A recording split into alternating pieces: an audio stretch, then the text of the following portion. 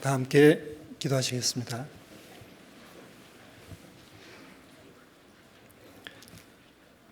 하나님 감사합니다. 저희를 위해서 이 땅에 오시고 십자가에 못 박혀서 저희들의 모든 죄 용서해 주시고 값없이 하나님 자녀 삼아 주시며 늘 함께해 주셔서 감사드립니다. 늘 부족하고 연약하지만 하나님께서 저희들 함께해 주시며 또 하나님의 역사를 이루어 주시고 또 저희들을 통해서 하나님의 뜻과 영광을 드러내심에 진심으로 감사드립니다. 저희들이 부족하고 연약함으로 하나님을 더욱 의지합니다. 하나님께서 저희들에게 필요한 것들을 허락하셔서 저희들이 주님의 자녀로서 이 땅에서 합당히 행하고 또 주님의 일을 잘 감당함으로 더욱더 하나님을 기쁘시게 할 수 있도록 도와주시옵소서.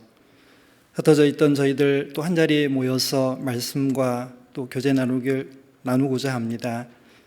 저희들 필요한 말씀과 은혜를 허락해 주셔서 저희들 힘과 용기를 얻어서 더욱 힘차게 살아갈 수 있도록 도와주시고 하나님께서 저희들을 통해서 이루고자 하시는 일들을 저희들 담대히 이루어갈 수 있도록 도와주시옵소서. 저희들 또 하나님 앞에 구할 것들이 많이 있습니다. 저희들 삶에서 저희들 가정에서 또 직장에서 그리고 저희 있는 모든 곳에서 저희들에게 필요한 것들 하나님 허락해 주시고 또 저희들을 앞서 행해 주셔서 저희들을 통해서 이루고자 하시는 일들 잘 이루어갈 수 있도록 도와주시옵소서. 특별히 저희들에게 충성과 열심을 주셔서 주님을 위해서 힘차게 살아갈 수 있도록 도와주시길 원합니다. 오늘 마땅히 이 자리에 함께해야 되지만 또 여러 가지 사정 때문에 함께하지 못한 형제자매님들이 있습니다. 어디에 있든지 기억해 주시고 있는 자리에서 하나님의 영광 가리우지 않도록 도와주시며 다음에는 꼭 이 자리에 함께해서 같이 은혜와 사랑 나눌 수 있도록 도와주시옵소서. 말씀의 시종을 오직 주 성령님께만 의지하며 언제나 저희들 사랑해 주시는 예수님 이름으로 감사하며 기도드렸습니다. 아멘. 아가서 5장 찾겠습니다.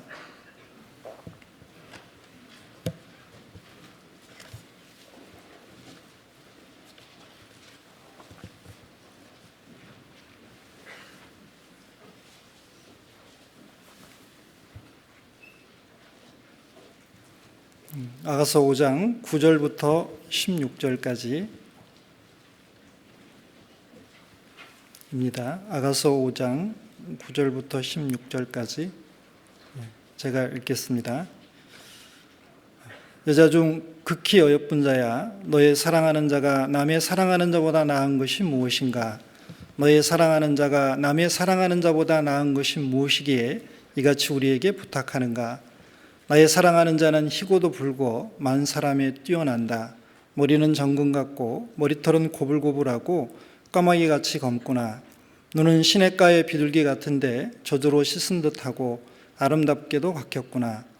뺨은 향기로운 꽃밭 같고 향기로운 풀 언덕가도 같고 입술은 백합화 같고 모략의 즙이 뚝뚝 떨어진다. 손은 황옥을 물린 황금 놀이개 같고 몸은 아로새긴 상아에 청옥을 입힌 듯하구나. 다리는 정금 받침에 세운 화반석 기둥 같고 형상은 레바논 같고 백향목처럼 보기 좋고 입은 심이 다니 그 전체가 사랑스럽구나. 예루살렘 여자들아, 이는 나의 사랑하는 자요 나의 친구일다. 오늘 아가서를 찾았습니다. 아가서를 통해서 이제 저희들이 사랑하는 주님에 대해서 어떻게 사랑을 해야 될지, 그리고 주님이 얼마나 저희들을 좀 사랑하고 그리고 어여삐 보시는지 좀 생각을 해보도록 하겠습니다. 아가서는 이제 총 3부로 세 부분으로 구성되어 있습니다. 1장 1절부터 3장 5절까지 이제 연인 시절에 사랑의 노래를 하고 있습니다. 이제 두 번째 부분으로 3장 6절부터 5장 1절까지 이제 결혼식의 노래가 있습니다. 이건 결혼의 기쁨 그리고 사랑의 결합을 이야기하고 있습니다. 그리고 세 번째는 5장 2절부터 끝절까지 이제 신혼부부가 되어서 사랑을 더 성숙시켜가고 확장시켜가는 내용이 이제 되겠습니다. 그런데 여기 지금 5장 9절에는 예루살렘 여자들이 신부에게 물어보고 있습니다. 너의 사랑하는 자가 남의 사랑하는 자보다 나은 것이 무엇이냐? 무엇이길래 이렇게 간절히 찾느냐라고 물어보고 있습니다. 지금 이전에 5장 2절부터 8절까지는 신랑이 신부를 보기 위해서 새벽 일수를 맞으면서 신부를 찾아왔지만 신부가 잠자리에 들었기 때문에, 그리고 신부가 이렇게 마음이 좀 풀어져 있어서 신랑에게 곧바로 문을 열어주어서 영접해야 되는데 이제 그렇지 못했습니다. 그래서 신랑은 떠나갔고, 이제 그 잘못을 뉘우치고 신랑을 이제 맞으러 갔는데 신랑은 이미 없어서 신부가 신랑을 찾으러 이제 성중으로 나가서 여러 가지 이제 어려움을 당하는 장면이 나옵니다. 우리는 주님과 이렇게 사랑을 나누며 살아가고 있는데 늘 주님과 그 뜨거운 사랑을 나누고 살아가야 되는데 현실적으로 우리가 아니라고 게으르고 나태하기 때문에 이런 어려움을 겪는 경우가 많이 있습니다. 주님은 항상 우리를 사랑하시지만 우리 편에서 부족한 점이 많습니다.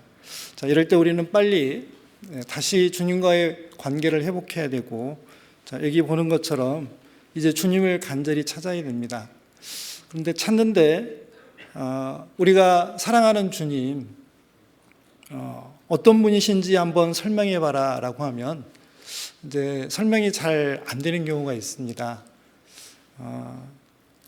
이렇게 우리가 주님에 대해서 한번 A4 용지를 한 장 갖다 주고 주님에 대해서 한번 써보세요 라고 하면, 나를 사랑하시는 분, 구원하시는 분, 나를 위해서 최선을 다하시는 분, 나와 늘 동행하며 이제 은혜 베풀어 주시는 분, 이제 많이 쓸 수 있는데 한 페이지 한 장 이제 넘어가기 힘들 겁니다. 자, 그러면 주님이 어떤 분이신지, 여기 이제 신부는 예루살렘 여자들이 신랑은 누구신가라고 물어봤을 때 머리부터 이제 이 다리까지 온몸을 쫙 스캔하면서 지금 설명하고 있습니다. 머리털, 눈, 뺨, 그다음에 입, 그다음에 배, 다리, 그리고 그 형상, 그리고 그 신랑의 교훈, 그리고 그 전체가 사랑스럽다라고 얘기하고 있습니다. 우리는 주님에 대해서 좀 더 많이 알아야 됩니다. 그리고 우리 주변에 있는 사람들이 도대체 당신을 구원하신 그 그리스도는 누구십니까? 당신이 사랑하고 섬기는 사람은 누구십니까? 라고 했을 때 또 담대히 말할 수 있어야 됩니다. 그렇지 못하면 우리들은 머뭇거리게 되고, 그리고 뒤로 물러가게 되고, 그리고 주변 사람들로부터 여러 가지 어떻게 보면 비난과 조롱을 당할 때 이제 담대하지 못한 경우를 볼 수 있습니다. 우리가 주님에 대해서 깊이 알면 알수록 우리는 주님을 더 사랑할 수 있고, 더 사랑하면 사랑할수록 더 많이 알고 더 담대하게 주님을 증거할 수 있을 것입니다. 자, 우리는 주님에 대해서 좀 더 이제 자세히 알아봐야 됩니다. 그리고 여기 이제 나의 사랑하는 자라고 되어 있는데 아마 이제 화자의 구분은 대부분 잘 아실 거고요. 이제 신부가 신랑을 부를 때 나의 사랑하는 자 이렇고, 신랑이 신부를 부를 때는 내 사랑아라고 부르고 있습니다. 뭐 그 외에 이제 여러 가지가 있는데 이제 그 부분 좀 생략하고요. 자, 그리고 여기 이 신부가 이제 신랑에 대해서 이렇게 설명하고 있는 것은 우리 주님에 대한 이제 모습입니다. 여기 솔로몬 왕과 여기 술람미 여인의 사랑은 예수 그리스도와 우리 성도 개개인의 사랑을 이제 예표하고 있습니다. 그리고 여기 신부가 표현하고 있는 이 모습은 우리 예수 그리스도의 모습의 이제 일면입니다. 그래서 여기를 통해서 신랑의 모습을 좀 더 생각을 해보겠습니다.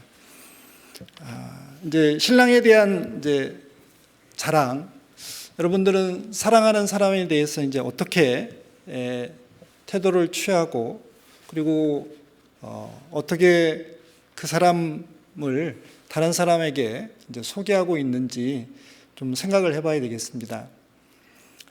사랑한다면 큰 관심을 가질 거고, 그리고 자세히 알아볼 겁니다.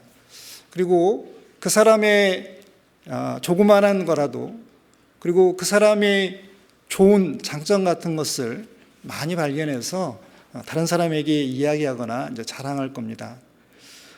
우리는 자식을 자랑하는 부모를 보고 팔불출이라고 하고, 사랑하는 연인을 자랑하는 사람을 모질이라고 또 부릅니다. 이제 모자라는 사람이라고 하죠. 그런데 특별히 할아버지 할머니들은 손주 자랑을 많이 하잖아요. 발가락이 닮았다고 그러고, 눈이 찢어져서 나를 닮았다고 하고, 그 다음에 화를 잘 내면 나 닮아서 그렇다고 하고, 그렇게 손주를 자랑하는 할아버지 할머니를 보면 그 사랑이 얼마나 큰지를 알 수 있습니다. 사랑하는 사람에 대해서 우리는 자세히 알아보고, 어떻게 보면 다른 사람한테 사랑의 고백을 당당히 할 수 있어야 되고, 자랑할 수 있어야 될 겁니다. 이제 한번 그 신랑의 모습을 좀 보겠습니다. 10절 제가 읽겠습니다. 나의 사랑하는 자는 희고도 불고 만 사람 위에 뛰어난다. 이제 아마 이거 지금 솔로몬 왕의 피부를 이야기하고 있습니다. 솔로몬 왕은 주로 안에 있었기 때문에 아마 피부가 백옥처럼 희었던 것 같습니다. 그리고 젊었기 때문에 혈기가 있어서 아마 얼굴에 홍조를 띈 것 같습니다. 그래서 희고도 붓다라고 했습니다. 그런데 우리 주님도 우리 주님의 삶이 이제 희고 붉었습니다. 희다라는 것은 여러분들이 짐작하시는 것처럼 죄 없는 정결한 삶을 말합니다. 주님은 이 땅에 오셔서 죄가 없으신 생애를 사셨습니다. 왜? 우리를 구원하시기 위해서는 주님은 죄가 없으셔야 됐기 때문입니다. 주님은 크게 세 부분에서 희었습니다. 첫 번째, 탄생이 희었습니다. 보라, 처녀가 잉태하여 아들을 낳을 것이요 그 이름을 임마누엘이라 하리라. 예수님은 아담의 후손으로 오신 게 아닙니다. 죄인으로 후손으로 오신 게 아니고 여자의 후손으로 오셨습니다. 두 번째, 예수님은 생애가 희셨습니다. 그가 우리 죄를 없이 하려고 나타난 바 된 것을 너희가 아나니 그에게는 죄가 없느니라. 예수님은 죄가 없었습니다. 예수님을 재판하면 빌라도도 세 번이나 예수님 죄 없다고 그랬고, 예수님을 재판에 넘긴 장로들, 제사장들, 백성들도 예수님이 죄 없다는 걸 잘 알았습니다. 예수님은 생애에서 죄가 없었습니다. 그리고 예수님 죽음에서 희었습니다. 예수님 죽음, 죄 없으신 본인의 죄 때문에 죽은 게 아닙니다.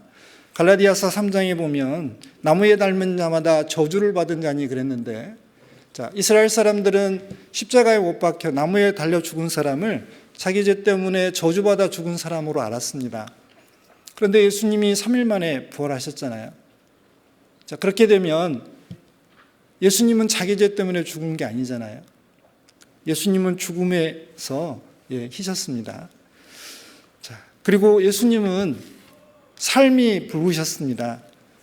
붉다라는 것은 예수님의 피 흘리심으로 우리를 구속하신 생애를 말씀하고 있습니다. 예수님이 희다라는 것은 예수님의 신성을 말하고, 예수님이 붉다라는 것은 예수님의 인성을, 사람으로서 삶을 말하는 겁니다. 특별히 예수님은 우리 죄를 위해서 십자가에 돌아가셨습니다. 예수님의 십자가에서 피 흘려 돌아가시지 않았다면 우리는 희어질 수 없었습니다. 예수님이 희고 붉었기 때문에 우리는 새카만 죄인인데 아주 희어졌습니다. 하얘졌습니다. 예수님은 이 땅에 오셔서 본인이 많은 사람의 죄를 지고 대속물로 죽어야 된다는 얘기 많이 하셨습니다. 그리고 실제로 그걸 실행하셨습니다. 그래서 예수님은 우리를 위해서, 온 세상 사람들을 위해서 십자가에 못 박혀 돌아가셨습니다. 자, 이사야 53장은 이렇게 이해하고 있습니다.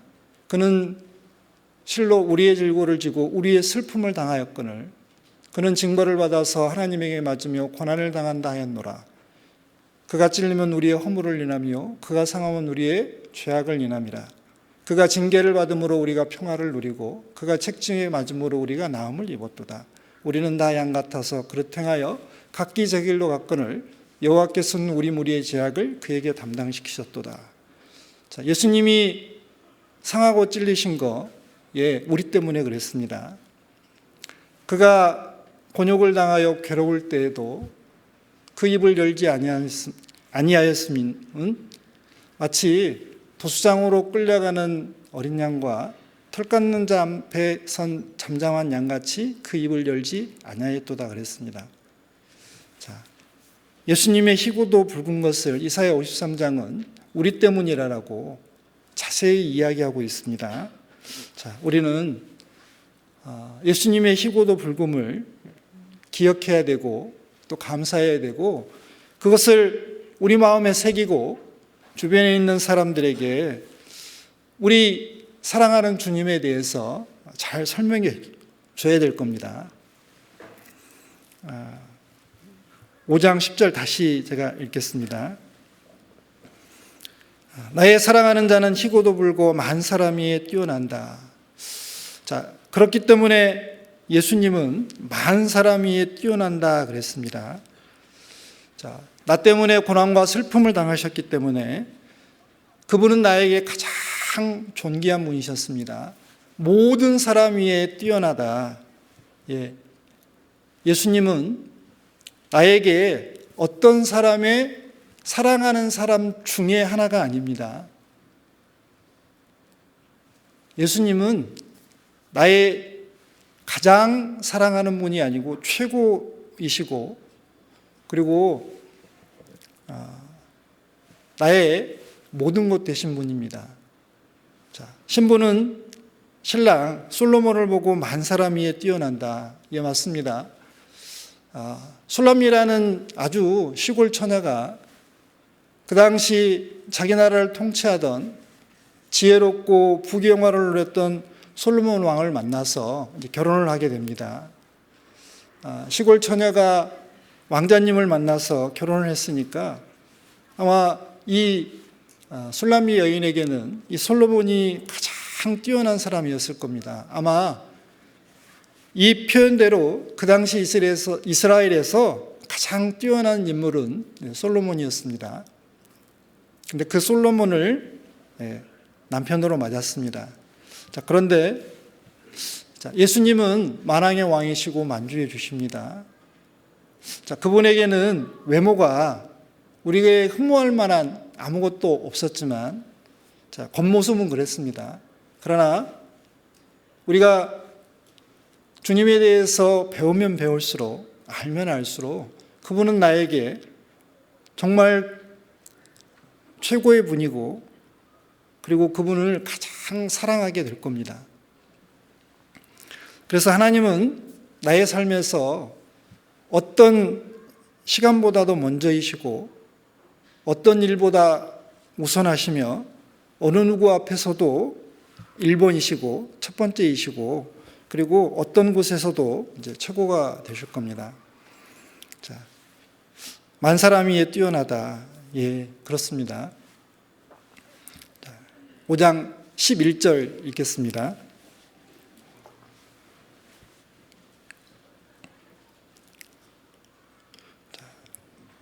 머리는 정금 같고 머리털은 고불고불하고 까마귀같이 검구나.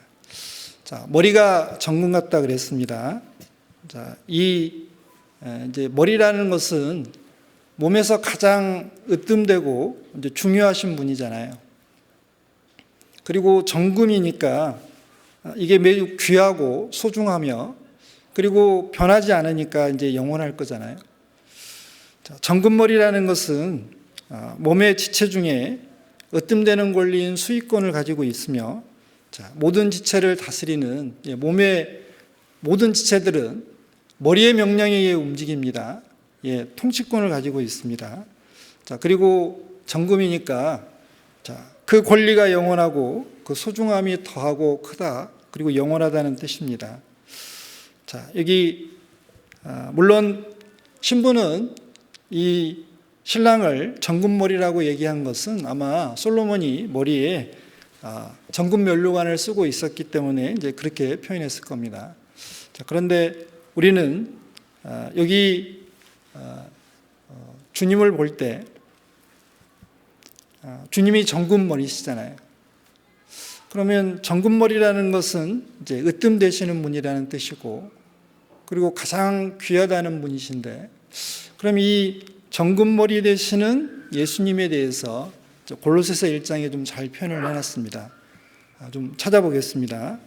아가서 5장은 표시를 해놓으시면 좋겠습니다.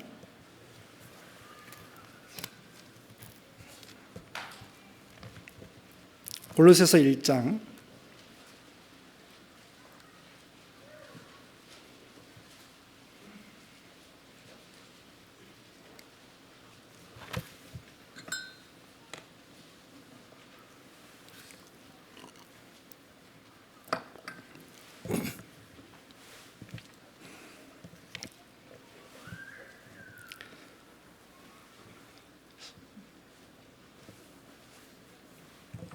골로새서 1장 13절부터 제가 읽겠습니다.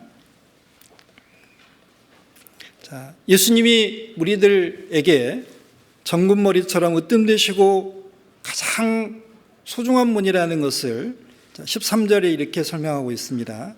그가 우리를 흑암의 권세에서 건져내사 그의 사랑의 아들의 나라로 옮기셨으니 그 아들 안에서 우리가 구속 곧 죄사함을 얻었도다. 자, 그는 우리를 구원하셨습니다. 그가 구원자이시기 때문에, 나를 구원하셨기 때문에 나에게 이제 으뜸되시는 분입니다. 15절, 그는 보이지 아니하시는 하나님의 형상이요 모든 창조물보다 먼저 나신 자니 만물이 그에게 창조되되 하늘과 땅에서 보이는 것들과 보이지 않는 것들과 혹은 보좌들이나 주관들이나 정사들이나 권세들이나 만물이 다 그로 말미암고 그를 위하여 창조되었고, 또한 그가 만물보다 먼저 계시고 만물이 그 안에 함께 섰느니라. 자, 예수님이 우리들 삶에 또 으뜸이 되시는 이유가 뭐냐면, 그분은 만물을 창조하신 분이고, 그리고 만물의 지배자이자 그 통치자이기 때문에 그렇다라고 말씀하고 있습니다. 자, 그리고 예수님이 우리들 삶에 으뜸이 되시는 이유 또 하나의 이유는 그는 몸인 교회의 머리이기 때문에 그랬습니다. 18절, 자, 그는 몸인 교회의 머리라. 그가 근본이요 죽은 자들 가운데서 먼저 나신 자니 이는 친히 만물의 으뜸이 되려 하심이요. 자, 그분은 십자가의 죽음으로 교회를 탄생시키셨습니다. 그리고 교회의 친히 머리가 되셨습니다. 우리는 그의 지체입니다. 자, 그렇기 때문에 그분은 내가 그리스도의 몸된 교회의 한 지체이고, 그리고 그분은 나의 머리이기 때문에 그분은 나의 으뜸이 되십니다. 자, 그리고 또 하나는 하나님과 우리 사이에, 그리고 만물 사이에 예수님이 중보자, 화목주가 되셨기 때문에 그분이 으뜸이시라고 얘기를 합니다. 자, 19절, 아버지께서는 모든 충만으로 예수 안에 거하게 하시고 그의 십자가의 피로 화평을 이루사 만물 곧 땅에 있는 것들이나 하늘에 있는 것들을 그로 말미암아 자기와 화목해 되기를 기뻐하심이라. 자, 만물은 하나님께서 만드셨습니다. 특별히 주님께서 만드셨습니다. 그리고 그 만물 위에 교회가 있고 그 교회의 머리로 예수님이 계십니다. 그래서 예수님은 나의 정금머리이십니다. 그리고 모든 성도의 정금머리이시고, 그리고 이 세상 모든 사람들, 구원받지 못한 사람들이라 할지라도 그분을 창조하신 분이 예수님이기 때문에 그분이 정금머리에 해당할 겁니다. 자, 그래서 하나님께서는 우리들에게 머리를 붙들어야 된다. 머리를 붙들지 않으면 공급이 안 되고 성장이 안 될 거라고 얘기하십니다. 자, 골로새서 2장 19절.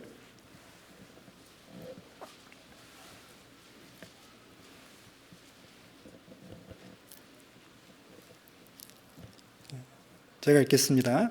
자, 머리를 붙들지 아니하는지라 온몸이 머리로 말미암아 마디와 힘줄로 공급함을 얻고 연합하여 하나님이 자라게 하심으로 자라느니라. 자, 골로새 교회에는 많은 어려움이 있었습니다. 특별히 이단의 공격을 많이 받았습니다. 자, 이단을 공격을 받고 있는 골로새 교회 성도들을 올바로 세우기 위해서 바울 사도는 골로새서를 보냈습니다. 자, 골로새 교회의 이단들 첫 번째가 거짓 철학이었습니다. 헬라의 문화와 철학의 영향을 받은 거짓 철학과 헛된 속임수. 두 번째는 유대교의 영향을 받은 유대주의, 율법주의입니다. 세 번째는 영지주의 영향을 받은 천사숭배, 그리고 네 번째로는 금욕주의가 있었습니다. 자, 이런 이단들을 효과적으로 대처하기 위해서 바울 사도는 예수님이 얼마나 위대하고 높으시고 그리고 얼마나 훌륭하신 분인지를 골로새서를 통해서 설명하고 있습니다. 우리가 주님에 대해서 알수록 우리는 이단을 효과적으로 방어할 수 있고 그리고 우리가 어려움에 처했을 때 그분을 붙들고 놓지 않을 겁니다. 정금머리 귀하잖아요.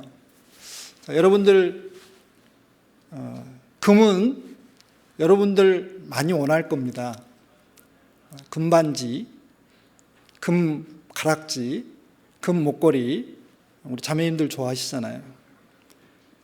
자, 그런데 예수님이 우리의 정금머리십니다. 우리는 어떠한 상황에서도 으뜸이 되시는 주님을 붙들어야 됩니다. 주님을 붙들면 흔들리지 않습니다. 유혹에 넘어가지 않습니다. 주님을 붙들면 담대히 나아갈 수 있습니다. 주님을 붙들면 뛰어넘을 수 있잖아요.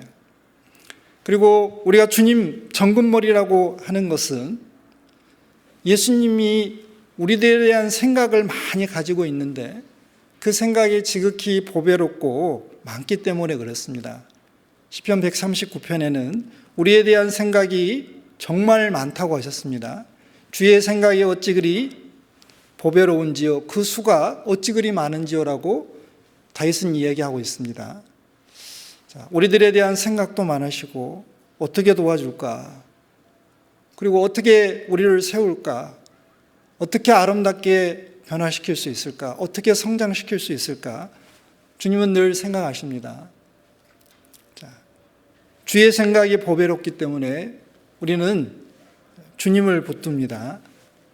자, 주님은 우리의 정금머리십니다. 자, 아가서 5장 다시 돌아가겠습니다.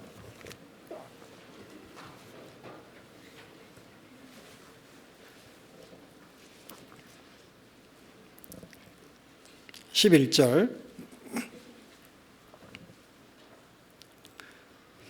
머리는 정금 같고 머리털은 꼬불꼬불하고 까마귀같이 검구나. 아마 솔로몬이 머리털이 아마 저처럼 반곱슬은 아니고 덧곱슬이었던 것 같습니다.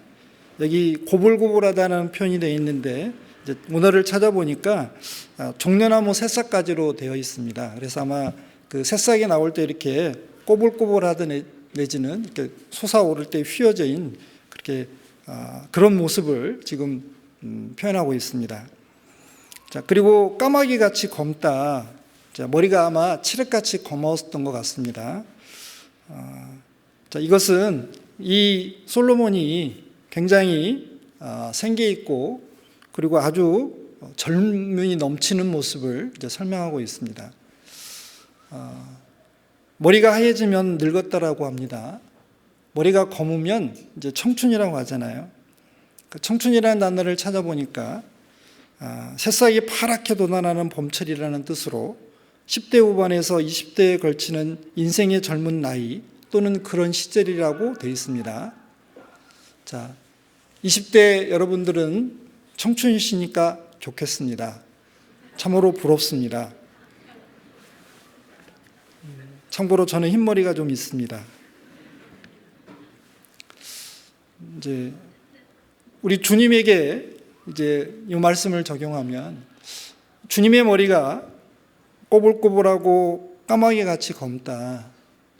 자, 주님은 늘 젊으신 분입니다. 주님은 어제나 오늘이나 영원토록 동일하신 분입니다. 그리고 주님은 생명과 활력이 넘치는 분이어서 그 생명과 활력을, 그 젊음을 우리에게 줄 수 있는 분입니다. 자, 요엘서에 보면 성령을 받으면 늙은 자도 예언을 할 수 있다라고 했습니다. 꿈을 꾼다라고 했잖아요. 나이 드신 분이라 할지라도 정말 주님의 사랑으로 거듭나고 주님을 뜨겁게 사랑하는 사람이라면 나이가 젊은 사람 못지않게 주님의 일을 잘 감당하고 힘차게 하는 것을 보실 수 있을 겁니다. 자, 주님은 우리를 사랑하실 때, 그리고 우리를 구원하는 일을 하실 때 주님은 늘 젊으셨습니다. 그는 쇠하거나 낙담하지 아니하고 세상에 공의를 세우기에 이르리니 섬들이 그 교훈을 앙망하리라 그랬습니다. 자, 주님은 쇠하거나 낙담하지 않습니다. 주님은 항상 머리가 검으신 분입니다. 청춘이신 분입니다. 요한복음에 보면 이제 간음증에 잡힌 여인을 이제 놓아주고 그 뒤에 대화가 쭉 나옵니다. 아브라함은 나의 때 볼 것을 즐거워했다라고 얘기하시니까 거기 대화에 참여한 유대인들이 그럽니다. 네가 50도 못 되었는데 아브라함을 보았느냐라고 하잖아요. 그때 예수님이 충격적인 이야기를 합니다. 아브라함이 나기 전부터 내가 있었느니라 그랬습니다. 자, 그 말은 내가 여호와라라는 뜻입니다. 자, 그래서 돌로 치려고 했잖아요.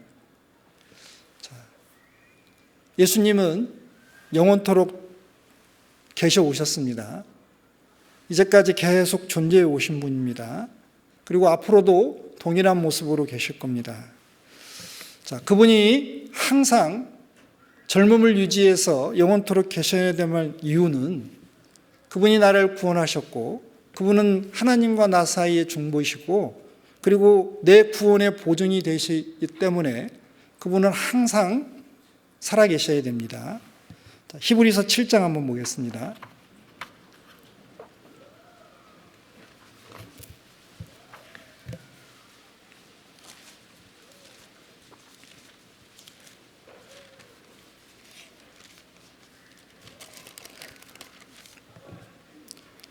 히브리서 7장 24절, 25절입니다.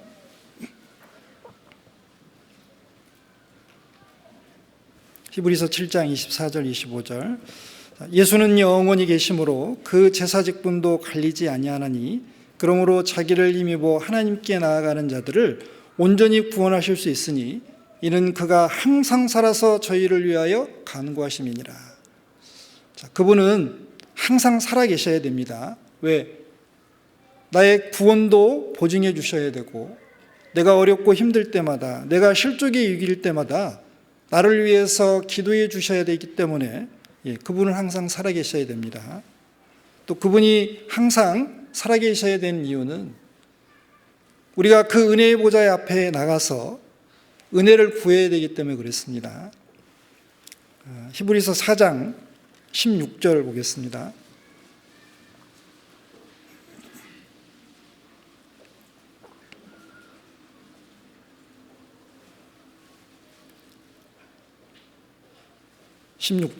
그러므로 우리가 긍휼하심을 받고 때를 따라 돕는 은혜를 얻기 위하여 은혜의 보좌 앞에 담대히 나아갈 것이니라.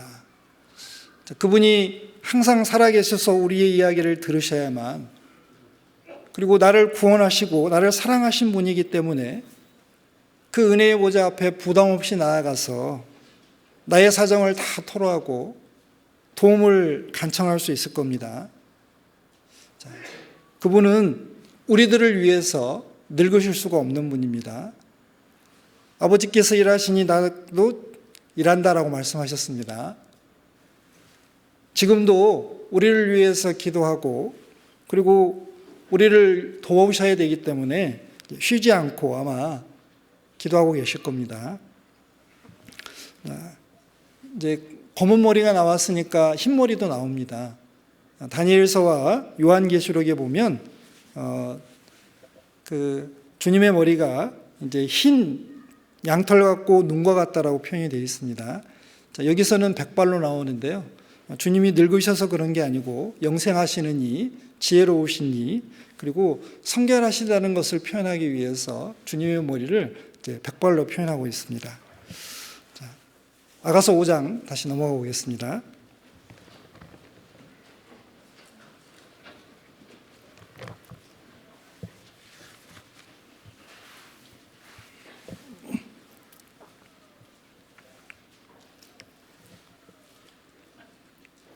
(5장) 12절입니다. 눈은 시냇가의 비둘기 같은데 저주로 씻은 듯하고 아름답게도 바뀌었구나. 눈이 솔로몬의 눈이 이제 비둘기처럼 맑고 이제 빛나는 광채를 가지고 있고, 그리고 이 비둘기는 이제 성경에서 보면 이제 긍정적인 면을 이제 말씀드리겠습니다.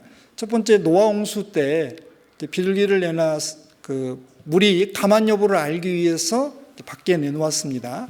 그 새 감람 잎사귀를 이제 물고 왔습니다. 이제 기쁜 소식을 전하는 걸로 나옵니다. 그리고 비둘기는 제물로 쓰였습니다. 제사 드릴 때 제물로 쓰였습니다. 깨끗하고 거룩함을 나타냅니다. 자, 그리고 예수님은 요단강에서 세례를 받으실 때 성령이 비둘기같이 임했다고 했습니다. 비둘기는 성령을 또 말씀하고 있습니다.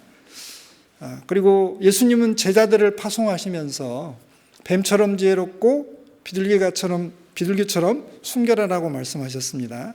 그래서 비둘기는 순결을 상징하고 있습니다. 그리고 고대 근동에서는 이 비둘기를 순결과 온유의 상징이라고 이렇게 표현했답니다. 자, 그런 걸로 보면 이 비둘기 눈이라는 것은 온유하고 겸손하고 성결하고 그리고 사랑의 눈으로 이제 볼 수 있습니다. 아마 사랑에 빠진 사람들은 눈만 봐도 알 수 있습니다. 여러분들은 저와 사랑에 빠지지 않았기 때문에 비둘기 눈이 아닌 것 같습니다. 그렇게 보지는 않으실 것 같은데.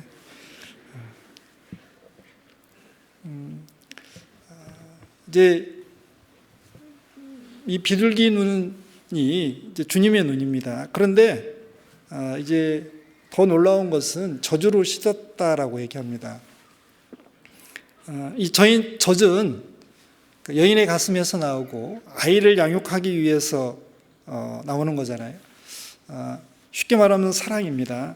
사랑으로 한번 씻고 그리고 하얘지고 정결하고 아름다운 눈이 이제 이 솔로몬의 눈입니다. 자, 그런데 주님의 눈이 이러셨습니다. 주님은 우리를 바라보실 때 정말 사랑의 눈, 그리고 사랑에 빠진 눈, 그리고 사랑으로 가득 찬 눈으로 보십니다. 자, 아가서 1장을 한번 보겠습니다. 2장을 보겠습니다.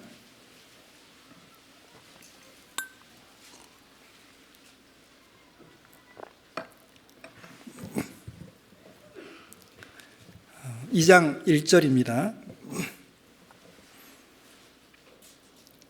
나는 샤론에 수선하여 골짜기에 백합화로구나. 이건 지금 신부의 말입니다. 신부가 자신을 가리켜서 나는 샤론에 수선하고 골짜기에 백합하다라고 했습니다. 이 샤론에 수선하는 이렇게 모래 땅에서 광야에서 자라는 이제 꽃이고요. 골짜기에 백합화도 우리가 알고 있는 이 큰 잎을 가진 흰 백합화가 아니고 이스라엘 광야에 흔하게 피는 들꽃인 그 아네모레라는 빨간색 꽃을 말합니다. 그러니까 평범한 꽃입니다. 그래서 신부가 자신을 볼 때 지극히 평범하고 이제 수수하고 보잘것없다라는 것을 지금 표현하고 있는데, 주님의 눈은 사랑의 눈이니까 이렇게 이야기하십니다. 2절, 여자들 중에 내 사랑은 가시나무 가운데 백합화 같구나. 그래, 네가 평범하기는 평범한데 가시나무 가운데 백합화 같구나. 그러니까 네 주변에 있는 모든 여인들은 꽃이 아니야. 가시나무에 불과해. 가시나무에 핀 주변에 다 가시나무가 있는데 빨간색 꽃이 피었습니다. 정말 돋보이고 아름답고 예쁘겠죠. 주님의 눈은 우리들을 보실 때 비둘기 눈이니까 우리들을 성도들, 구원받은 성도들을 이렇게 보십니다. 내가 나를 생각할 때 정말 형편없잖아요.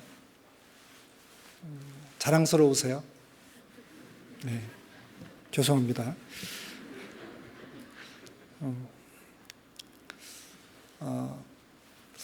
내가 이 세상에 살아가면서 정말 대단하다고 생각한 적도 있었지만 살아가면 살아갈수록 그렇지 않다는 것을 잘 아실 겁니다.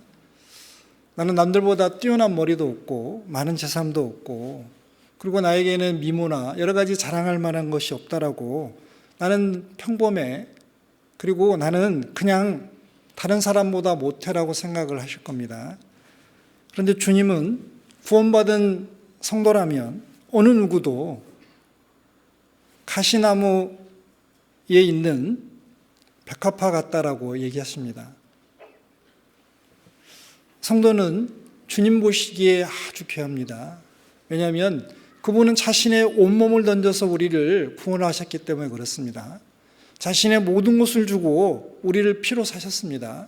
그리고 자기 것을 삼았습니다. 그렇기 때문에 우리는 하나님 앞에 귀할 수밖에 없습니다. 사랑의 눈, 사랑하는 사람은 사랑하는 사람을 볼 때 너무 좋잖아요. 그 사람이 눈이 찢어졌어도 예뻐 보이고 다리가 짧아도 아담해 보이고 통통해도 정말 멋져 보이잖아요. 그런데 이 비둘기 눈이 거치면 찢어진 눈은 정말 못생긴 거고 짧은 다리는 남들처럼 훤칠하지 못한 거니까 뚱뚱한 것은 말 그대로 뚱뚱한 거야 라고 지적하게 됩니다. 자, 주님은 한 번도 우리들에게 우리가 죄를 짓고 주님께 대못을 받고 주님을 슬프시하는 그 순간에도 이 사랑의 눈을 거두신 적이 없으십니다. 자, 우리가 주님의 시각을 가질 때 우리는 우리 자신에 대해서 또 긍정적인 시각을 가질 수 있습니다. 자, 우리가 주님의 눈을 가질 때 우리 자신에 대해서 너무 미워하지도 않고 비하하지도 않습니다. 여기 5절에 보면 1장 5절 보겠습니다. 비둘기 눈을 가진 그리스도인들의 자신에 대한 시각이 여기 나와 있습니다. 제가 읽겠습니다. 예루살렘 여자들아, 내가 비록 검으나 아름다우니 게달의 장막 같을지라도 솔로몬의 휴장과도 같구나.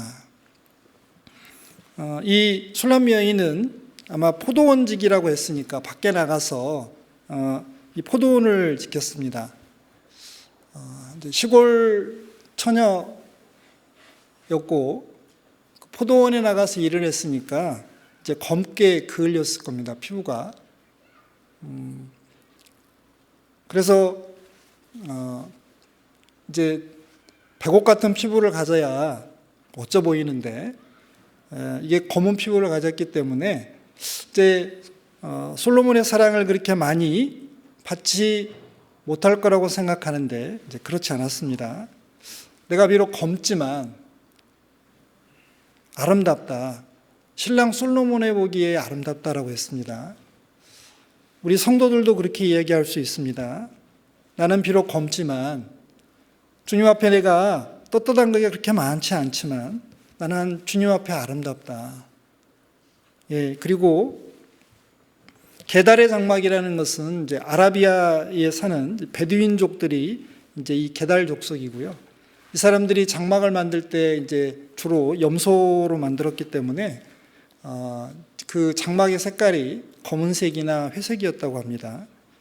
이제 자기가 게달의 장막 같을지라도 솔로몬의 휴장 같구나. 아마 솔로몬 침실에 보면 아름답게 이렇게 수놓은 휘장, 이렇게 침대를 열면 그 침대 안으로 이렇게 들어가기 전에 만나야 되는 아름다운 휘장이 있었던 것 같습니다. 그렇게 아름답다라고 했습니다. 우리는 주님의 비둘기 눈 가질 때, 우리들을 정확하게 보고, 그리고 너무 교만하지도 않고, 너무 이렇게 자신을 비하하지도 않고, 정말 주님을 의지하는 가운데서 힘차게 살아갈 수 있을 겁니다. 자, 이 비둘기 눈은 이제 사랑에 빠진 눈입니다. 주님의 눈은 어디 있을까요? 우주 만물을 만드신 전능하신 하나님은 어디에 눈을 두고 있을까? 성도에게 두고 있습니다. 비둘기의 눈은 사랑하는 사람을 보는 눈입니다. 자, 그걸 알 수 있는 게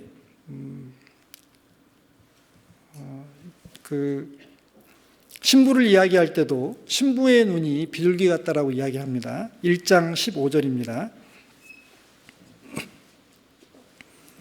제가 읽겠습니다. 내 사랑아, 너는 어여쁘고 어여쁘다. 내 눈이 비둘기 같구나. 자신의 눈이 비둘기 같은데 신부의 눈도 비둘기 같다라고 합니다. 그 말은 사랑에 빠진 사람은 사랑하는 사람을 계속 보게 되어 있습니다.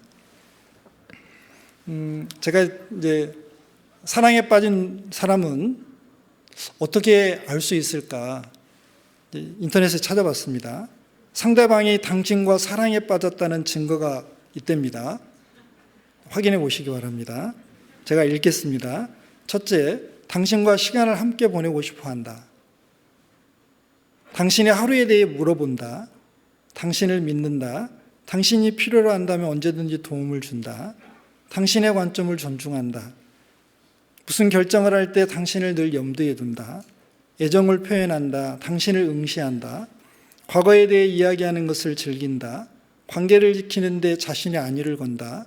당신의 자존감을 높여준다. 라고 합니다. 그런데 주님이 이렇게 하고 계시잖아요. 제가 앞에 주님이라는 단어를 한번 넣어보겠습니다. 주님은 당신과 시간을 함께 보내고 싶어 한다. 우리 마음속에 늘 그렇게 얘기하시잖아요. 당신의 하루에 대해 물어본다. 잠들기 전에 물어보십니다. 주님은 당신을 믿는다. 주님은 당신이 필요로 한다면 언제든지 도움을 준다. 주님은 당신의 관점을 존중한다. 주님은 무슨 결정을 하실 때 당신을 늘 염두에 두신다. 주님은 당신에게 애정을 표현한다. 주님은 당신을 늘 응시한다. 주님은 당신의 과거에 대해 이야기하는 것을 즐거워한다. 주님은 당신과의 관계를 지키는 데 자신의 안위를 건다. 주님은 당신의 자존감을 높여준다. 자, 주님은 우리에게 사랑에 빠진 게 맞죠? 확인이 됐을 겁니다. 주님은 늘 우리를 이제 살펴보십니다. 자, 아가서 5장 12절 다시 한번 읽겠습니다.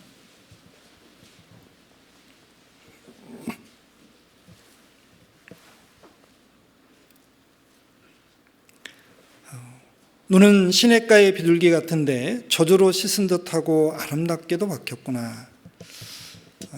저주로 씻은 눈은 사랑으로 가득 차 있습니다.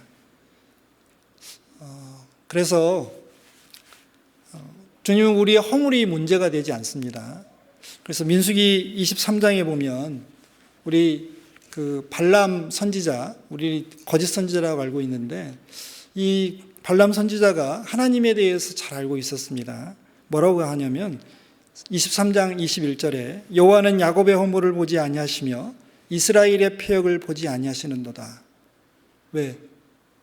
저주로 씻은 눈이 있으니까 그 허물을 안 보시는 겁니다. 그리고 이 저주로 씻은 눈은 죄인을 통촉하시고 안타깝게 여기시는 눈이에요. 베드로가 3번 부인하고 나서 주님과 눈이 마주쳤다는 거 알고 계시죠? 그때 베드로는 예수님의 말씀이 기억나서 통곡을 했습니다. 주님이 그때 어떤 눈으로 보셨을까? 저놈이 나를 배신하다니 손을 좀 한번 봐야 되겠다. 그런 눈이 아니셨고 정말 안타까운 눈으로, 이 비둘기의 눈, 특별히 저주로 씻은 눈으로 우리를 쳐다보셨을 겁니다. 그래서 이 눈은 긍휼과 용서의 눈이에요. 자, 맹금류의 눈은 눈이 참 좋습니다. 3.0에서 5.0이에요. 그래서 높은 하늘에서 이렇게 쥐가 지나가도 보고 낚아채잖아요. 독수리와 매의 눈을 가진 사람은 남의 허물을 잘 봐요. 그래서 형제의 눈 속에 있는 티는 보고 자기의 눈 속에 있는 들보를 못 봐요. 그런데 주님의 눈을 가지면, 이 비둘기 눈을 가지면 그런 허물이 별로 문제가 되지 않습니다. 왜? 사랑하기 때문에. 자, 우리가 주님의 시각을 좀 알 필요가 있습니다. 자, 우리 마음속에 이제 우리 두 눈 위에 마음의 눈이 하나 생겼습니다. 구원받으면 성령님이 안에 계셔서 이 마음의 눈을 밝혀주시잖아요. 근데 이 마음의 눈이 주님의 눈처럼 바뀌면 그 눈은 주님이 가진 7 눈처럼, 전지의 눈처럼, 그리고 모든 것을 주님의 시각으로 보고 이해하기 시작합니다. 그러면 주님께 맡길 수가 있고, 그리고 주님의 시각으로 용서할 수가 있잖아요. 그리고 사랑의 눈이 되어서 문제 삼아야 되는데 문제를 삼지 않고 넘어갈 수가 있어요. 자, 이 성도의 눈은 이제 놀랍게도 이 아가서에 보면 주님을 놀릴 수 있는 눈들입니다. 자, 아가서 4장 한번 보겠습니다.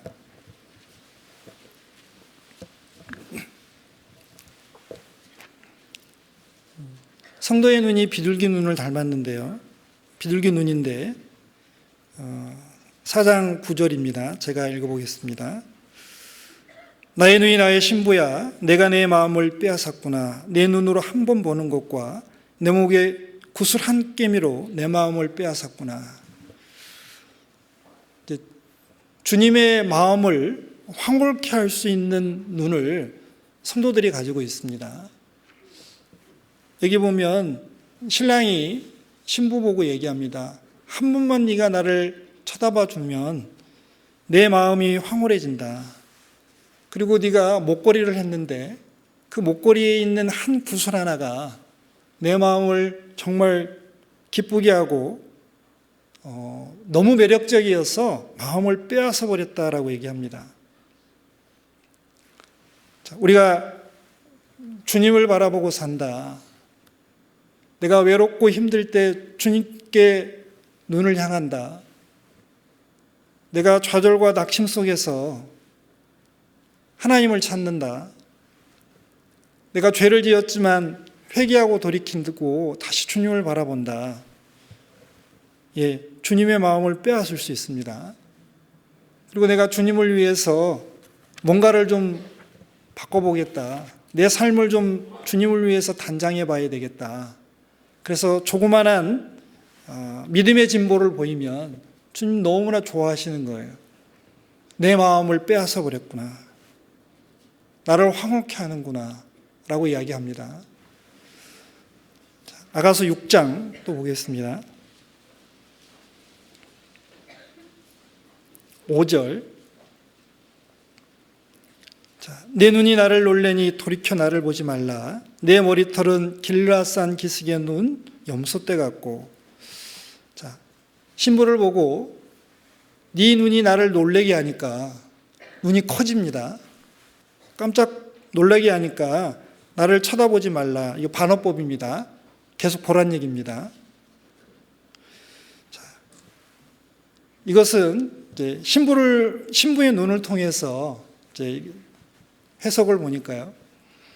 자, 신부의 순결과 왕비다운 위엄, 그리고 솔로몬을 향한 열정적인 사랑이 이 솔로몬으로 하여금 감당할 수 없는 기쁨을 느끼게 했다라고 합니다.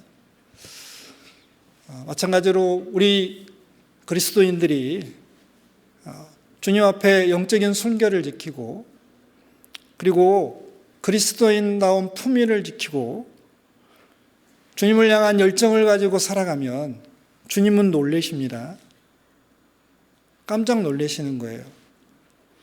하루살이 같은 사람들, 벌레에 눌려 죽을 사람들인데 뜻을 하나님께로 바로 세우고 하나님의 뜻을 위해서 합심협력하고 죽음에 이르러도 주님을 부인하지 않고 그 죽음을 맞이합니다. 그래서 천사들이 도대체 이해가 안 가는 거예요. 인간에게는 능력이 없는데 어디서 저런 담대함이 나올까? 어디서 저런 위엄이 나올까? 그리스도에 대한 사랑, 거기서 나왔습니다.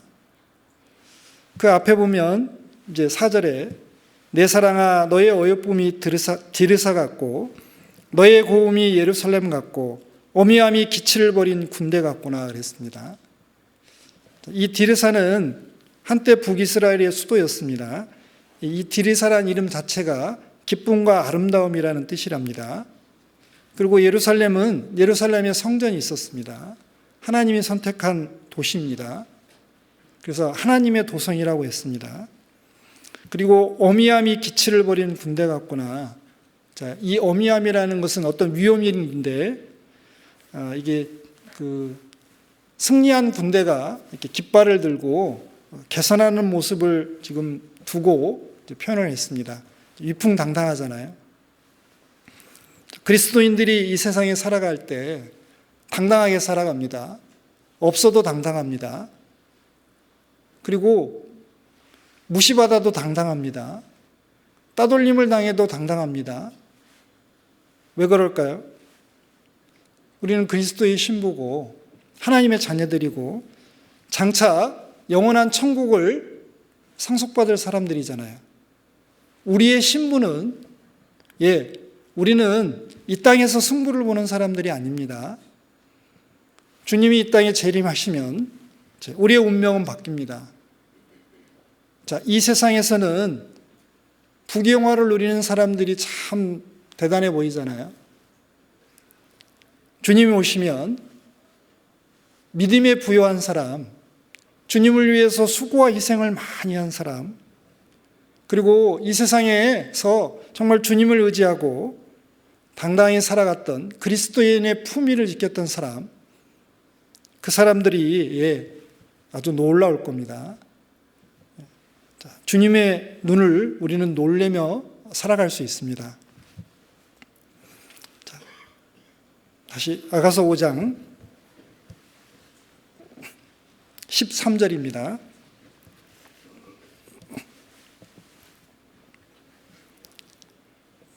제가 읽겠습니다. 자, 뺨은 향기로운 꽃밭 같고 향기로운 풀 언덕과도 같고 입술은 백합화 같고 모략의 즙이 뚝뚝 떨어진다.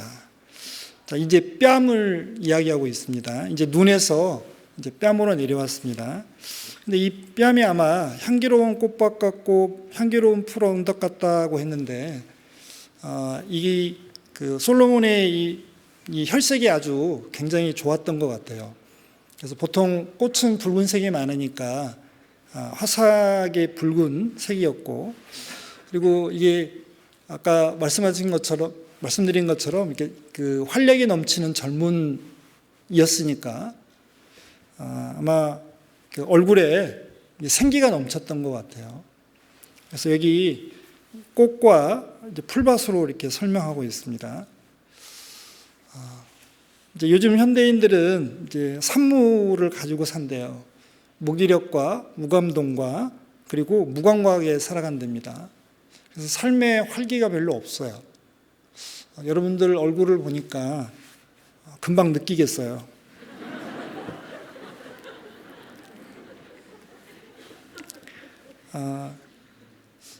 그런데 우리가 삶의 활력을, 그러면 생기를 어디서 찾을 수 있을까? 우리가 어떤 때 정말 기쁘고 감사하고 내 얼굴이 활짝 펴지고 내 삶이 좀 밝아지고 기쁨과 즐거움을 누리고 살까? 어떤 때 그럴까요? 주님께 은혜 받았을 때입니다. 주님의 음성을 듣고 주님께 기도의 응답을 받고 주님의 인도함을 받을 때 우리 마음은 밝아져요. 자, 이 뺨을 저는 이제 얼굴로 좀 적용을 해보겠습니다. 자, 성경에서는 주님께서 우리 자신의 얼굴을 찾으라라고 요구하고 있습니다. 시편 27편 한번 보겠습니다.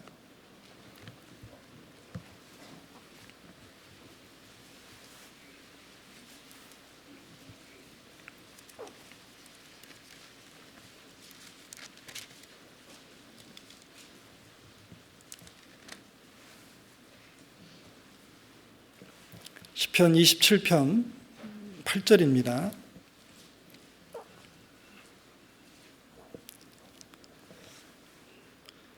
너희는 내 얼굴을 찾으라 하실 때에 내 마음이 주께 말하되 여호와여 내가 주의 얼굴을 찾으리이다 하였나이다.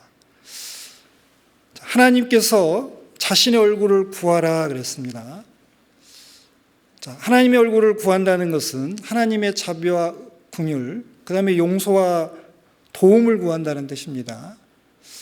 하나님의 얼굴을 찾으라 그랬습니다. 하나님의 얼굴을 찾는다는 것은 그분을 사모하고 신뢰하면서 그분의 도움을 기다린다는 걸 말합니다.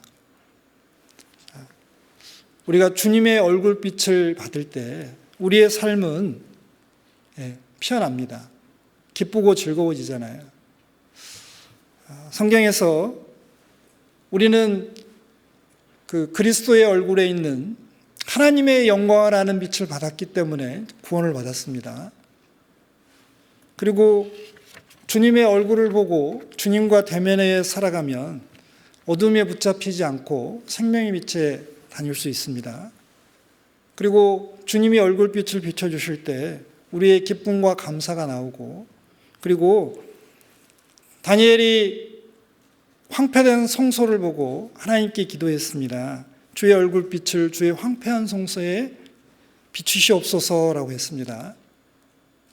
자, 그러면 그 황폐된 곳이 다시 성전이 세워지고 다시 도시가 다시 회복됩니다. 자, 주님의 얼굴빛을 비춰주시면 우리 삶에 회복이라는 게 생깁니다. 그럼 어디서 주님의 얼굴을 볼 수 있을까요? 옆 사람의 얼굴을 잘 보시면 주님의 얼굴을 볼 수 있습니다. 한번 보세요. 삶에 기쁨이 생기고 활력도 생기시고 그동안 아주 힘들었던 것이 다 해결이 되셨죠.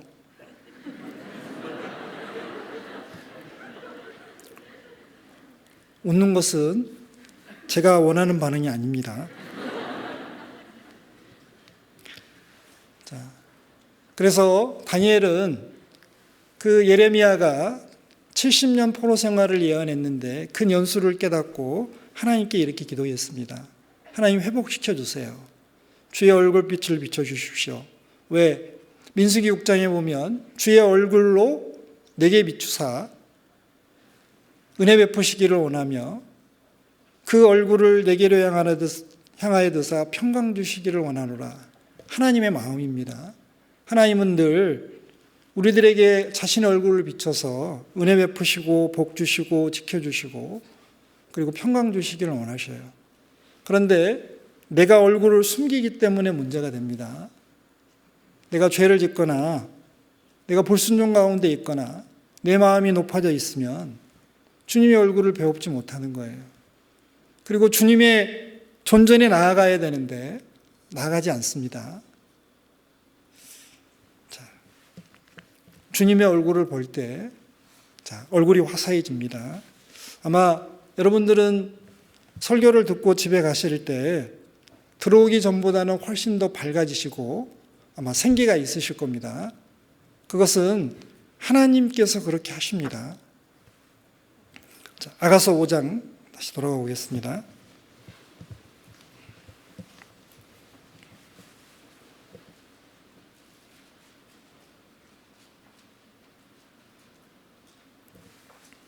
5장 13절 뒷부분 보겠습니다. 자, 입술은 백합화 같고 모략의 즙이 뚝뚝 떨어진다. 자, 입술이 백합화 같다. 아마 솔로몬의 입술이 굉장히 이제 붉었던 것 같습니다. 그리고 모략의 즙이 뚝뚝 떨어진다고 했으니까 윤기가 난 걸로 보입니다. 이제 요거를 좀 주님께 적용해 보면, 자, 주님의 입술은 붉었습니다. 발음이 잘 안 돼서 죄송합니다. 그리고 윤기가 났습니다. 모략의 즙이 뚝뚝 떨어진다. 자, 이 모략은 이제 성경에 찾아보면 동방 박사들이 예수님께 이렇게 세 가지 선물을 드렸는데 황금과 유향과 모략을 드렸잖아요. 이 모략은 시체를 염하거나 부패를 방지하는 데 쓰였습니다. 성경에서는 모략이라고 하면 예수님의 고난과 죽음을 이제 설명하고 있습니다. 참고로 이 모략은 이제 동부 아프리카 해안지대에서 자라는데요. 관목이고 이제 가시가 있습니다. 그래서 그 줄기를 베면 거기서 이렇게 즙이 나오고 그 즙이 우리나라 이렇게 송진처럼 이렇게 굳어가지고 그걸 모으면 그게 이제 모략이 이제 된답니다. 맛은 굉장히 쓰고 열을 가하면 향기가 진해지고 태울 때도 아주 향기가 진하다고 합니다. 그리고 보통 이 모략은 이제 진통과 방부 양리작용이 있었고, 그 다음에 이제 청결제로도 사용했고 화장품에도 이제 사용이 되었습니다. 그리고 특별히 이제 시체에 이제 사용이 됐습니다. 그래서 예수님 돌아가셨을 때 이 모략과 침향 섞은 거 100근 가져다가 예수님 이렇게 시체에 발라드렸습니다. 그러면 예수님의 입술이 붉고 모략의 즙이 뚝뚝 떨어지는 거, 예수님이 하신 말씀 중에 본인이 십자가에 못 박혀 돌아가셔야 되겠다는 얘기를 자주 하셨습니다. 마태복음 26장 한번 보겠습니다.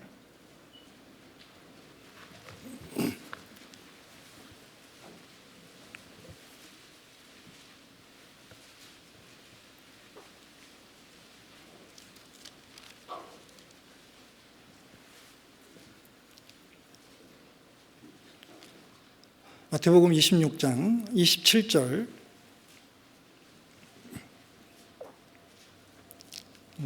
제가 읽겠습니다. 또 잔을 가지사 살해하시고 저희에게 주시며 가라사대 너희가 다 이것을 마시라. 이것은 죄사함을 얻게 하려고 많은 사람을 위하여 흘리는 바 나의 피 곧 언약의 피니라. 자, 이제 최후의 만찬에서 이제 떡을 떼어 주시면서 이걸 먹어라. 자, 이것은 너희를 위하여 죽는 내 몸이다라고 했습니다. 포도잔을 주시면서 자, 이것을 마시라. 자, 이것은 죄사함을 얻게 하려고 많은 사람을 위하여 흘리는 바 나의 피다. 자, 예수님 입으로 본인의 죽음, 근데 그 죽음이 너희들을 위한 것이다 라고 이야기를 하고 있는 겁니다. 예수님의 입이 붉었습니다. 자, 그리고 모략의 즙이 뚝뚝 떨어진다. 베드로전서 2장에 보면 욕을 받으시되 대신 욕하지 아니하시고 고난을 받으시되 위협지 아니하시고 그리고 오직 공의로 심판하는 자에게 부탁하시며 그렇게 되어 있습니다. 자, 욕을 받고 비난받고 오해받으셨지만 아무 말씀 안 하셨습니다. 죽었습니다. 본인 아무 말씀 안 하셨잖아요. 모략의 즙이 뚝뚝 떨어진다. 예. 자, 그럼 우리 삶에 좀 적용해 보면, 자, 우리는 날마다 죽을 수 있습니다. 내가 비난과 오해를 받고 내 권리를 주장해야 될 때, 그리고 나에게 피해를 끼친 우리 형제자매, 문제를 주는 형제자매에게 내가 따질 수 있잖아요. 자, 그때 입을 닮으면 모략의 즙을 떨어뜨릴 수 있습니다. 자, 그리고 성경에서는 바울 사도가 그랬습니다. 나는 날마다 죽노라. 그리고 나를 쫓는 자는 자기 십자가를 지고 나를 쫓을 것이니라 그랬잖아요. 그리고 그 전에 자기를 부인하라 그랬습니다. 자, 입술이 붉고 모략의 즙이 뚝뚝 떨어지는 것은 내 삶에서 얼마든지 자기를 부인함으로써 주님을 닮을 수가 있습니다. 입술, 붉은 입술 아름답잖아요. 그래서 우리 자매님들은 예뻐지려고 루즈를 바르고, 그리고 우리 형제님들은 예뻐지시려고 립밤 바르시고, 우리 중고등학생들은 더 예뻐지려고 틴트 바르잖아요.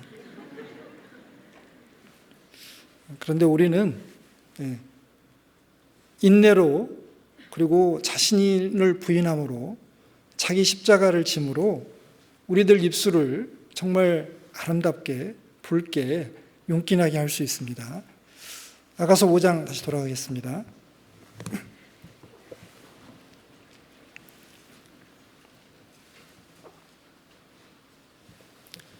14절입니다.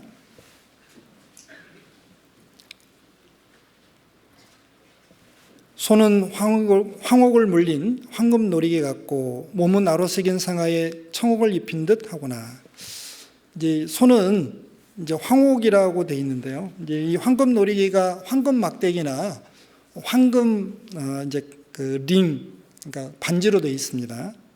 아마 이제 황옥은 보석이니까 이 보석을 물린 황금 막대기가 굉장히 아름다웠을 겁니다. 아마 솔로몬의 손이 투명하고 희고 아마 그 보석같이 아름답고 그랬던 것 같습니다. 이제 여담으로 여자들에게 보석이란 무엇일까 이제 한번 찾아봤습니다. 작고 반짝이고 비싼 거. 여인들은 다 그거를 가지고 싶어 하죠. 왜냐? 사랑받고 싶어 하는 여자, 사랑을 확인하고 싶어 하는 여자, 세상에서 가장 행복한 사람이고 싶어 하는 여자는 이걸 가져라. 그게 광고 카피입니다. 보석의 요건은 돌은 돌입니다. 여자들도 다 알아요. 이거 돌덩어리인 줄. 그런데 돌과 보석의 차이는 아름다움과 희소성과 내구성이 세 가지에서 차이 납니다. 여자들은 사람의 마음을 움직이거나 표현하는 상징물로 이 보석을 원합니다. 그래서 당신이 나를 얼마만큼 사랑해요? 라고 했을 때 얼마짜리 보석을 주는지로 알아본답니다. 그리고 여자의 마음을 한순간으로 돌리는 것도 이 보석입니다. 그래서 유명한 중국의 장찌라는 배우는 남자친구 왕펑한테 드론을 통해서 9.15캐럿 시가 약 9억 원 상당의 다이아몬드 반지를 받고 청혼을 받아들였습니다. 안 놀라시네요. 그리고 보석으로 치장한 여자들의 마음이 이렇대요. 나는 특별한 사람이다. 누군가로부터 빛나는 보석만큼 사랑받고 있다는 느낌을 보석을 차고 있으면 갖게 된대요. 루이비통 가방은 삼초백이 될 수 있지만 뭔지 모르겠습니다. 자매님들은 잘 아실 거예요. 9캐럿의 다이아몬드 반지는 아무나 가질 수 있는 게 아니잖아요. 세월이 지나면 모든 게 조금씩 변해요. 하지만 결혼식 때 받았던 보석은 세월이 가도 바래지 않죠. 되레 단단하고 영롱하고 빛나고 순수함을 영원히 간직하죠. 그걸 갖고 싶은 게 인간의 이기적인 욕망인가요? 라고 반문했습니다. 자, 그런데 성경에는 보석이 많이 나옵니다. 자, 어디에 나오냐면 에덴 동산에도 보석이 있었고 제사장의 흉패에 12보석도 있었고 그 다음에 하나님께서 에스겔서에서 그 그룹들을 통해서 그 그룹 천사들의 바퀴 모양도 황옥으로 물려있다고 그랬습니다. 황옥 같다고 했습니다. 그리고 우리가 들어갈 천성의 12기초석 중 보면은 이 황옥이 나옵니다.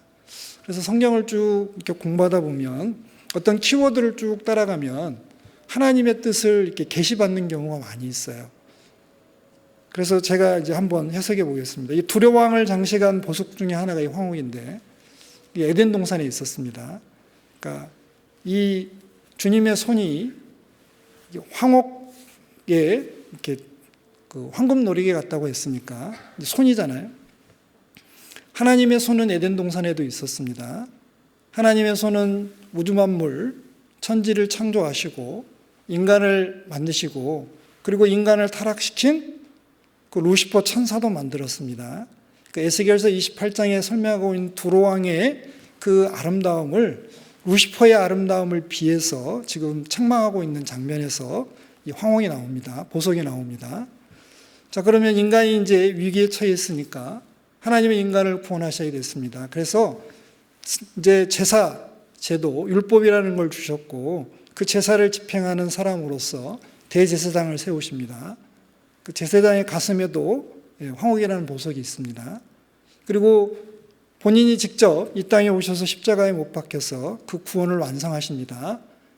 그리고 본인이 직접 만든 곳이 천국의 천성이잖아요. 기초석을 놓고 만드셨습니다. 그러면 우리를 구원해서 영원한 천국으로 데려가시는 하나님의 계획이 이 보석에도 나오잖아요. 그래서 예수님의 손은 전능하신 손이고 능력의 손이고 그 다음에 섭리와 통치의 손입니다.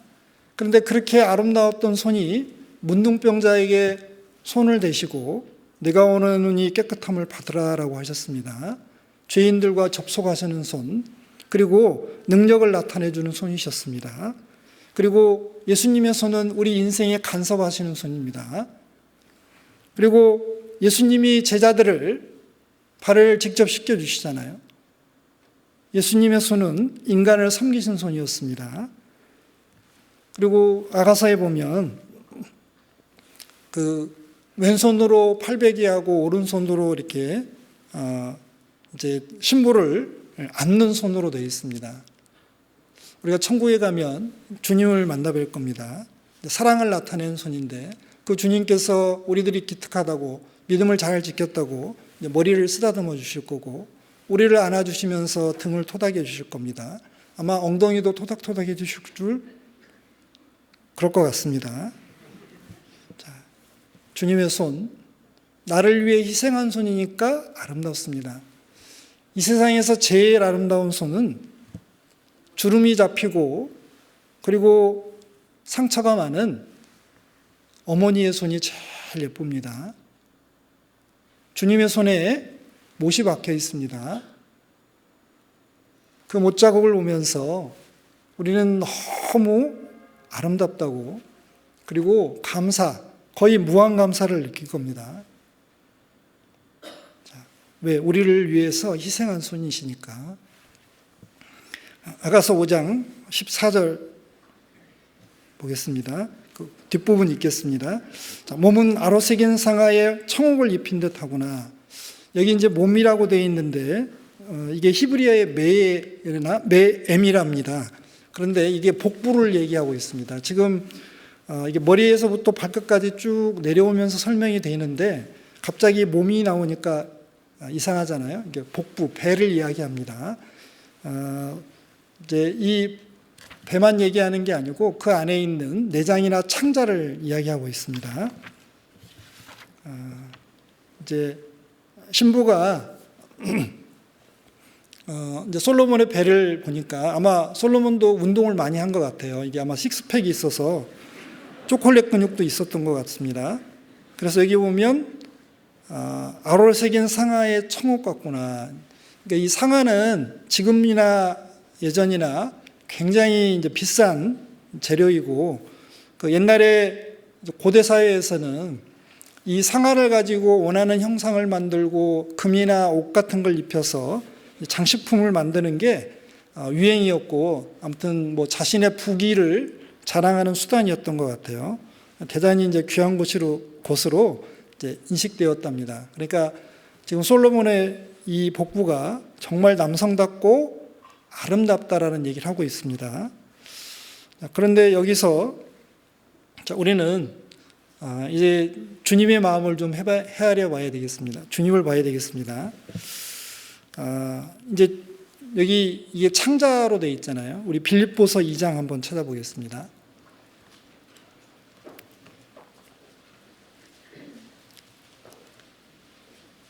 빌립보서 2장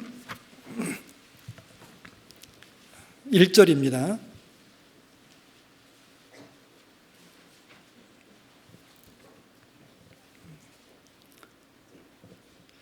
제가 읽겠습니다. 그러므로 그리스도 안에 무슨 권면이나 사랑의 무슨 위로나 성령의 무슨 교제나 창자나 자비가 있거든. 제가 창자로 읽었습니다. 원문에는 이게 극률인데 내장 창자로 되어 있습니다. 그러니까 이 구약에서 이 창자로 쓰인 매라는 단어가 신약 시대에 헬라어로는 스플랑크논이라는 단어로 바뀌었는데, 이제 스플랑크 니조마이라고 해서 극률, 애타는 마음, 자비로 번역이 되어 있습니다. 주님의 마음은 정말 우리를 향해서 애끓는 마음이었습니다. 이제 예전 사람이나 지금 사람이나 신체의 일부를 사용해서 감정을 표현하는 이제 것들이 있습니다. 그래서 이스라엘 사람들은 즐거움을 표현하는데 간을 얘기했대요. 당신을 보니까 내 간처럼 참 즐겁습니다 라고 표현을 했고요. 그 다음에 당신을 보니 사랑한다는 표현을, 당신은 내 콩팥처럼 당신을 사랑합니다, 이렇게 얘기했답니다. 그래서 애정과 심정을 나타낼 때는 심장, 레브라는 걸 사용했고, 여기 긍휼과 자비라는 걸 쓸 때는 창자라는, 이 배라는 단어를 썼습니다. 자, 그런데 이게 신약 성경에서 크게 세 군데에서 하나님의 마음을 알 수 있도록 이 세 군데에서 쓰였는데, 첫 번째는 마태복음 18장에 보면 1만 달란트 탕감 맞는 그 종의 비유에서 그 종의 주인이 불쌍히 여겨 노아 보내며 그 빚을 탕감하여 주었더니 했을 때 불쌍히 여기라는 단어가, 이 단어가 쓰였습니다. 또 두 번째는 돌아온 탕자 이야기를 하면서 아버지가 멀리 있는 그 돌아온 탕자를 보고 측은히 여겼다는 단어에 이 단어가 쓰였습니다. 그 다음에 세 번째는 선한 사마리아인의 비유에서 그 강도 만난 자를 불쌍히 여겨라고 할 때 그 불쌍히 여기라는 단어가 이 단어로 쓰였습니다. 자, 그래서 주님의 마음은 정말 사랑의 마음이었고 불쌍히 여기는 거였고, 그리고 위태로운 순간에도 자기의 모든 것을 던져서 사람을 살리는 그런 마음이었습니다. 자, 그 마음으로 여러분들과 제가 구원받았기 때문에 우리는 주님을 사랑하게 되는 겁니다. 주님의 그 복부는 이 세상의 어떤 상아보다도, 어떤 보석보다도 더 귀하잖아요. 다시 아가서 5장 보겠습니다.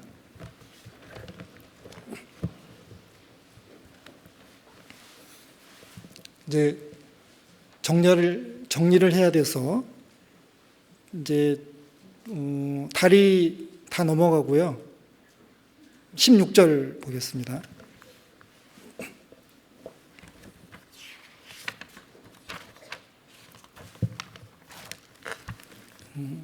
16절, 입은 심이라니 그 전체가 사랑스럽구나. 예루살렘 여자들아, 이는 나의 사랑하는 자요 나의 친구일다. 자, 입이 심이 달다. 이제 다리까지 다 끝났습니다. 여기 보면 다리가 정금 받침의 화환석 기둥 같다 그랬습니다. 이 정금은 좀처럼 깨어지지 않습니다. 돌은 잘 깨어지는데 깨어지지 않고 정금은 변하지 않습니다. 그래서 견고하고 영원한 토대 위에 예수님의 다리가 서 있습니다. 그리고 이 화반석이라고 되어 있는데 이제 요즘은 이것을 대리석이라고 이제 번역을 했더라고요. 아마 대리석 기둥과 같은 주님의 다리, 이렇게로 표현이 되어 있습니다. 그럼 주님의 몸이 이제 정금 토대에 화반석, 대리석 기둥으로 받쳐져 있으니까 아주 굉장히 튼튼하게 받쳐져 있잖아요. 그러면 주님의 몸은 교회잖아요. 주님의 몸인 교회라고 했으니까 이 교회는 아주 견고하고 튼튼하고 영원한 터 위에, 예수님이라는 터 위에 세워져 있고, 그리고 주님의 다리가 대리석같이 강하니까 결코 흔들리지 않습니다. 그리고 이 대리석 다리를 가진 주님께서 교회 안에서 두루 행하시잖아요. 그래서 교회는 안전합니다.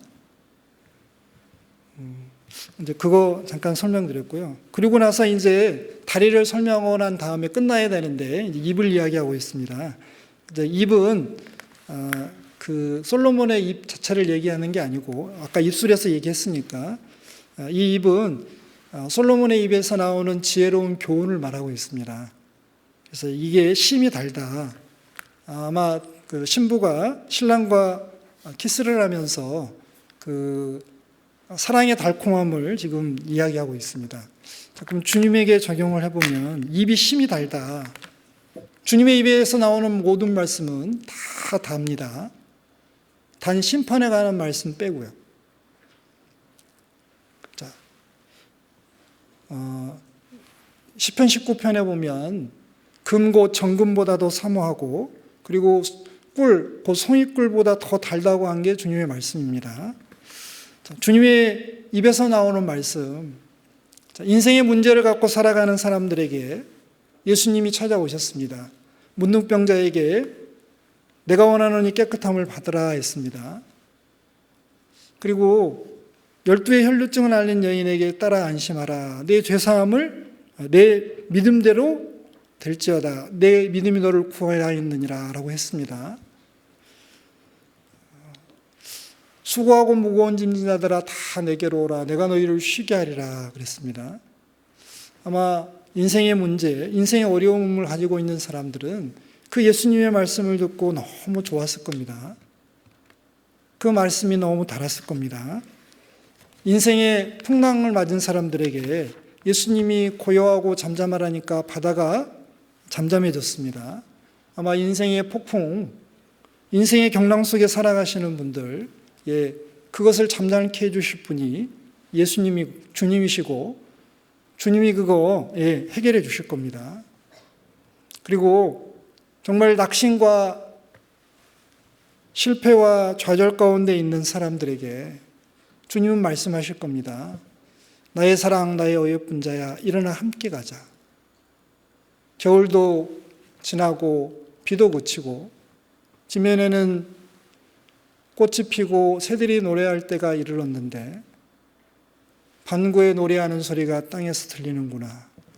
나의 사랑, 나의 어여쁜 자야, 함께 일어나서 가자. 주님께서 그 말씀을 하실 때 아마 힘과 용기를 얻을 겁니다. 주님의 입에서 나오는 모든 말씀, 힘이 답니다. 그런데 우리가 영적인 식욕을 잃는 경우가 있습니다. 말씀이 달아지지 않는 이유는 우리가 세상 것을 많이 맛보기 때문에 그렇습니다. 아이들이 사탕을 많이 맛보면 밥을 안 먹잖아요. 그런 것처럼 내 삶에서 우리들이 가지고 있는 스마트폰, 그걸 많이 애용하다 보면 정말 주님과 대화하고 주님의 말씀을 듣고 그리고 주님의 말씀을 묵상하기가 쉽지 않을 겁니다. 거기서 단 걸 느낄 수가 없을 겁니다.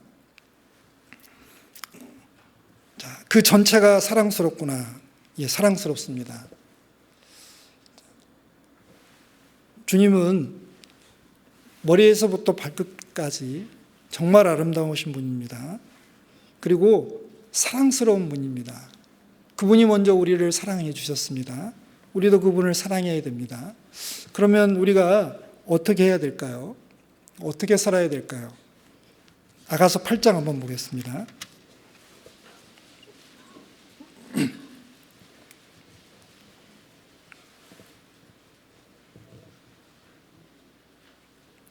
(2절입니다) 내가 너를 이끌어 내 어미의 집에 들이고 내게서 교훈을 받았으리라. 나는 향기로운 술 곧 석류즙으로 내게 마시었겠고. 이게 신부가 이제 어디로 데려가냐면 신부의 옛 고향집으로 데려갑니다. 그리고 뭐라고 하냐면 내가 너를 이끌어 내 어미의 집으로 들인다. 아마 시골집, 그리고 이 내 어미의 집이라는 표현은 관용적으로 그 방의 은밀한 곳, 이제 침실을 이야기하고 있습니다. 그래서 여기는 신랑과 신부가 이제 친밀한 교제를 나누는 걸 얘기하고 있습니다. 자, 우리는 나를 사랑하시는 주님 정말 멋지신 분이고 남의 사랑하는 자보다 너의 사랑하는 자가 나은 것이 무엇이냐고 물어봤을 때 주님은 이러이러한 분입니다. 나를 이렇게 사랑하셨습니다. 나를 정말 애틋하게 생각하셨습니다. 라고 이야기하면서 이제 소개해 줄 수 있잖아요. 그러면서 우리는 주님과 더 친밀한 교제를 가져야 됩니다. 그리고 내게서 교훈을 받았으리라 한 것처럼 우리가 주님의 말씀을 더 많이 배워야 됩니다. 그리고 향기로운 술 성리적으로 내게 맛이 없겠고 우리가 주님께 드릴 게 있을 겁니다.